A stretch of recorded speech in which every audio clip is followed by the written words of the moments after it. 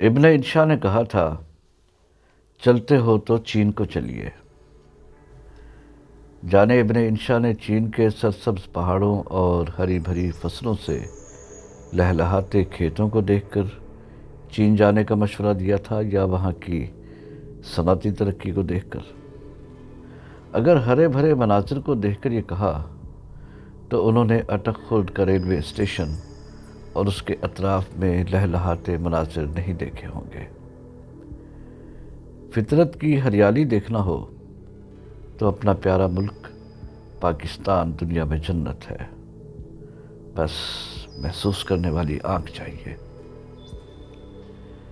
نظم سرائے کا کارواں اٹک خرد کے ریلوے اسٹیشن کی جانب رواں تھا۔ قافلے میں ملک کے معروف نظم نگار عصمت حنیف اور غزل گو امجد شہزاد بھی ساتھ تھے۔ اسلام آباد سے پشاور جاتے ہوئے دریائے سندھ سے چند کلومیٹر پہلے دائیں ہاتھ پر ایک بیریئر نظر آتا ہے، جس پر تعینات فوجی پہرےداروں سے یہ اندازہ لگانا مشکل نہیں کہ یہ علاقہ فوج کے زیر استعمال ہے۔ بیریئر پر اپنا تعارف کروانے اور چند معمول کے جوابات دینے کے بعد راہداری مل جاتی ہے۔ پتلی سی ایک سڑک سانپ کی طرح بل کھاتی اٹک خرد کے ریلوے اسٹیشن کی جانب رینگتی ہے۔ اسٹیشن سے چند کلومیٹر پہلے اٹک کا قلعہ پڑتا ہے۔ قلعے سے متعلق عکس بندی ہم بعد ازاں پیش کریں گے۔ اٹک قلعہ کی گرانڈیول دیوار کے پہلو سے گزر کر سڑک اٹک خرد کے اسٹیشن پر اختتام پذیر ہوتی ہے۔ اس سے آگے یہ ناقابل استعمال ہے۔ گزرے زمانے میں یہی پتلی سی سڑک جرنیلی سڑک ہوا کرتی تھی۔ انگریزوں کے بنائے ہوئے آہنی پل سے گزر کر یہ سڑک پشاور اور کابل کی طرف جاتی تھی۔ دریائے سندھ کو عبور کرنے کے لیے انگریزی عہد میں اسی سڑک پر لوہے کا ایک پل تعمیر کیا گیا۔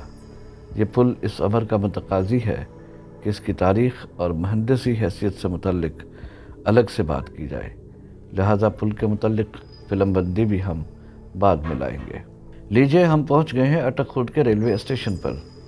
اٹک خرد کا ریلوے اسٹیشن اٹک خرد گاؤں ضلع اٹک میں سن 1884 میں تعمیر کیا گیا تھا۔ یہ ایک چھوٹا سا ریلوے اسٹیشن ہے، مگر اپنے محل وقوع اور خوبصورتی کی وجہ سے بہت معروف ہے۔ اسٹیشن پر ہر وقت سیاحوں کا ہجوم رہتا ہے۔ پہاڑوں سے گھری ڈھلوانی چھتوں والی اس اسٹیشن کی عمارت سیربینوں کو مسحور کر دیتی ہے۔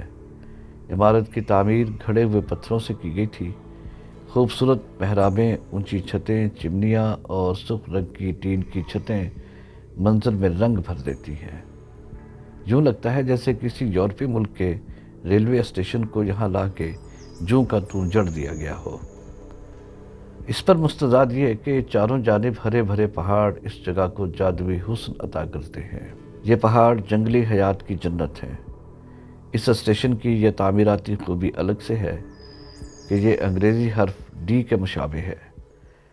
ہند و پاک میں یہ واحد اسٹیشن ہے جس کا پلیٹ فارم نیم مدور ہے۔ یہاں سے گاڑی بل کھا کر گزرتی ہے۔ پہاڑوں میں گونجتی ریل کی سیٹی کی آواز گویا وکٹورین عہد کو یاد کرتی ہے۔ گاڑی کے پہیوں کی دھڑ دھڑاہٹ مردنگ کی تھاپ لگتی ہے۔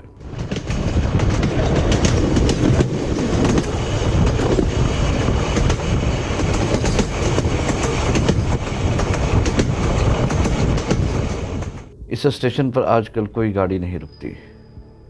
اسٹیشن محض راہداری کا کام دیتا ہے۔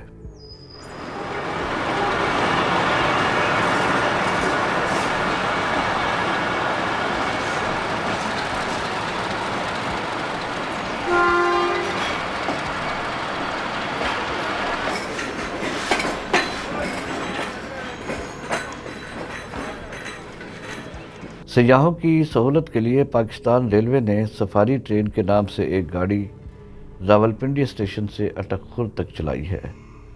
اٹک خرد کے ریلوے اسٹیشن پر ایک چھوٹا سا ریلوے کا عجائب خانہ بھی بنایا گیا ہے۔ عجائب خانہ میں پرانے وقتوں میں استعمال ہونے والی ریلوے کی اشیاء رکھی گئی ہیں۔ پرانے دور کی گھڑیاں، گھنٹیاں، لیمپ، کٹلری، چھت گیر پنکھے، تنگ پٹڑی یعنی نیرو گیج کی بوگیاں،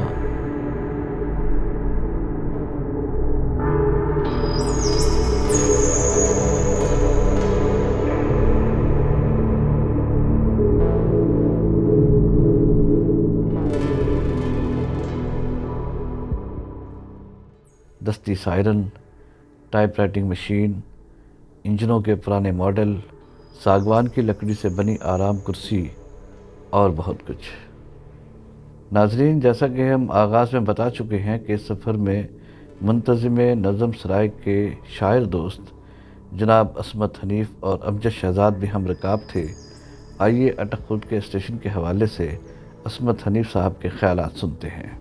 اٹک خرد کا یہ اسٹیشن جو ہے، یہ میں نے اس سے قبل بھی اس کو دیکھا ہوا ہے۔ میں اصل میں جب بھی کبھی مجھے یہ محسوس ہوا کہ مجھے تنہا رہنا ہے اور مجھے فطرت کے قریب رہنا ہے، تو میں وہاں سے سفر کر کے تو اکثر و بیشتر اس ایریا میں آتا جاتا رہتا ہوں۔ لیکن اس بار نظم سرائے کے منتظمین کے ساتھ اس جگہ کا دورہ جو ہے وہ اور زیادہ پرلطف رہا، اس لیے کہ ہمیں نظم سرائے کے جو منتظم اعلیٰ ہیں طالب انصاری صاحب، ان کی ہمراہی میسر تھی۔ وہ بجائے خود ماشاءاللہ علم کا خزانہ ہیں، اور اس سارے سفر کے دوران اٹک خرد جب ہم پہنچے تو اٹک خرد کے حوالے سے بہت ساری ایسی باتیں جو اس سے قبل میرے علم میں نہیں تھیں، وہ طالب انصاری کی ہمراہی میں، ان کی موجودگی میں ہم پر منکشف ہوئیں۔ یہ خطہ ہر اعتبار سے ایک یادگار اور ایک قابل دید مقام ہے۔ تاریخی اعتبار سے دیکھیں تو دریائے سندھ کے سنگم پر واقع یہ خطہ اس حوالے سے بھی دیکھنے کی لائق ہے۔ اس کے علاوہ اٹک کا قلعہ بجائے خود ایک ایسا مقام ہے کہ جو ایک تاریخی اپنی اہمیت رکھتا ہے، اور زمانوں سے باہر سے آنے والے جو حملہ آور تھے ان کو روکنے کے لیے ممد و معاون ثابت ہوتا رہا یہاں کے لوکل حکمرانوں کے لیے۔ اور پھر یہی جگہ دریائے سندھ اور دریائے کابل دونوں کا ملاپ بھی ہے، دونوں کا سنگم ہے۔ آپ دریائے اٹک کے اوپر کھڑے ہو جائیں اگر بالکل کسی بھی کنارے پر، تو آپ دونوں طرف سے آنے والے دریاؤں کے پانی کو آپس میں ملتا ہوا دیکھتے ہیں۔ ایک باریک سی لکیر نظر آتی ہے، ایک طرف سے آتا ہوا پہاڑوں سے اترتا ہوا شفاف پانی، اور ایک طرف سے کابل کی طرف سے آتا ہوا نسبتاً گدلا پانی۔ یہ دونوں ملتے ہیں اور ایک بجائے خود ایک بہت ہی خوبصورت منظر تشکیل پاتا ہے۔ ہم جی ٹی روڈ سے جب اندر ہوتے ہیں تو تقریباً کوئی 15 منٹ کی مسافت پر یہ اٹک خرد کا ریلوے اسٹیشن واقع ہے۔ یہ ریلوے اسٹیشن ایک تو تاریخی اہمیت رکھتا ہے کہ یہ 19ویں صدی کی 8ویں دہائی میں غالباً اس کی تعمیر ہوئی، اور برٹش دور کے جو یادگار عمارتیں ہیں ان میں سے ایک ہے۔ پھر اس کی اہمیت اس حوالے سے بھی ہے کہ یہ وہ واحد اسٹیشن ہے غالباً دنیا کا کہ جہاں ٹرین جو ہے وہ ایک نیم دائرہ بناتے ہوئے گزرتی ہے، یعنی ایک آپ ڈی کی صورت دیکھ لیں، اس صورت سے گزرتی ہوئی ٹرین ہم نے خود دیکھی ہے یہاں پر، اور وہ بہت ہی اعلیٰ منظر ہوتا ہے، وہ دیکھنے سے تعلق رکھتا ہے۔ اس اسٹیشن کی عمارت فن تعمیر کا شاہکار ہے، بہت ہی عمدہ عمارت ہے، چھوٹی سی عمارت ہے، لیکن آپ اس عمارت کی تعمیر سے لے کر اور جس جگہ پر یہ واقع ہے اس کے ارد گرد کے مناظر کو اپنے ذہن میں لائیں تو ہم انسانی حوالے سے صنائی اور پھر جو قدرت کی صنائی ہے اس کا ایک حسین امتزاج یہاں پر دیکھتے ہیں۔ بہت ہی خوبصورت دیکھنے والی جگہ ہے، تاریخی اعتبار سے بھی اور فطری خوبصورتی کے حوالے سے بھی۔ تو میں یہ کہوں گا کہ جن احباب نے اس جگہ کا وزٹ نہیں کیا ہوا وہ لازماً اس جگہ کو دیکھیں۔ یہ بالکل رسائی میں ہے اور جی ٹی روڈ کے بالکل سنگم پر واقع ہے، تو کوئی اس میں یہاں تک رسائی مشکل نہیں ہے۔ دریا کا منظر خوبصورت ہے، جو یہاں پر اسٹیشن ہے وہ خوبصورت ہے، پھر جو پل بنا ہوا ہے دریا کے اوپر جس پر سے ٹرین بھی گزرتی ہے اور جس پر سے دوسری ٹریفک جو ہے وہ بھی گزرتی ہے، تو بہت خوبصورت منظر ہے۔ میں دعوت دوں گا بالکل کہ لوگ آئیں اور دیکھیں یہاں کے منظر کو۔ بہت شکریہ، السلام علیکم۔ ناظرین نظم سرائے، ہمیں یقین ہے کہ آپ کو ہماری یہ ادنیٰ سی کاوش پسند آئی ہوگی۔ آپ سے گزارش ہے کہ ہمارا چینل سبسکرائب کر دیں تاکہ آئندہ آنے والی عکس بندیاں آپ تک پہنچ سکیں۔ شکریہ۔